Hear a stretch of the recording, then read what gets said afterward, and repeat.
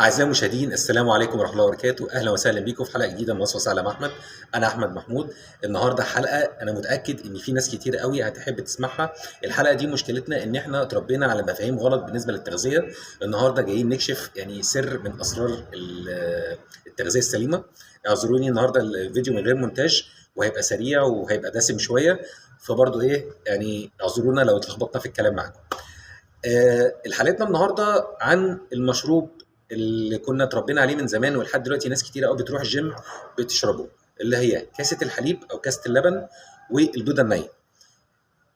المشكله ان في ناس عندها مفهوم غلط ان احنا لو عملنا ميكس ما بين الاثنين وحطينا البيضه النيه فوق كاسه الحليب وقلبناها وشربناها، في ناس بتحط عسل، في ناس بتشربها كده عادي، ان ده هيبقى مصدر مغذي جدا للبروتينات وهتبقى حاجه مغذيه جدا بالنسبه للكالسيوم وكده.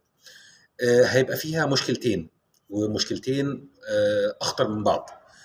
ان لازم البيض يتعامل معامله حراريه، لان في حاله عدم معامله البيض معامله حراريه هيكون سبب رئيسي بنقل بكتيريا السالمونيلا.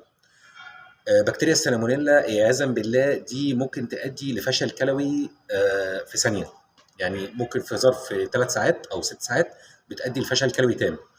وكمان بكتيريا الايكولاي، بكتيريا الايكولاي دي بتيجي عياذا بالله كده من الفضلات بتاعه الفراخ او الدجاج اللي هي بتبقى على قشره البيضه من بره. لو احنا ما غسلناش البيض كويس بتنزل مع قشره البيض، يعني بتنزل مع احتكاك البيض بالسائل بتاعه وبالقشره بتاعته.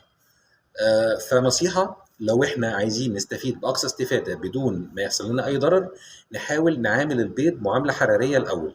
يعني اذا كان بيض مسلوق او بيض ني، بيض مسلوق او بيض مقلي، ويفضل البيض المسلوق لان البيض المقلي بيكون فيه شويه دهون زياده.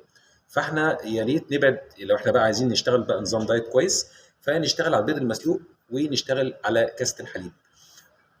هتعمل لنا مصدر كويس قوي للبروتين، مصدر غني جدا بالكالسيوم.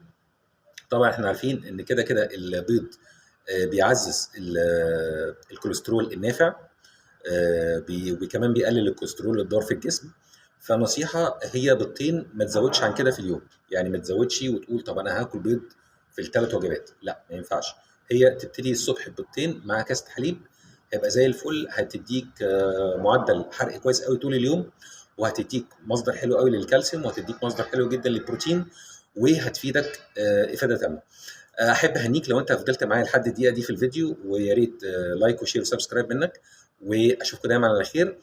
كان معاكم الشيخ محمود من وصفه سهله مع احمد. بعد اذنكم لو في اي كومنت عايزينه نتكلم عليه في اي وصفات او اي حاجه عايزين تسالوا فيها، اسالوا تحت في الكومنتات. ولو انتوا عندكم مشاكل تانية قولوا لي عليها عشان نقدر نعمل عليها بحث، ونقدر نتواصل لحل مع بعضينا، ونقدر يكون في تفاعل اكتر من كده. اشوفكم دايما على خير، ومع السلامه.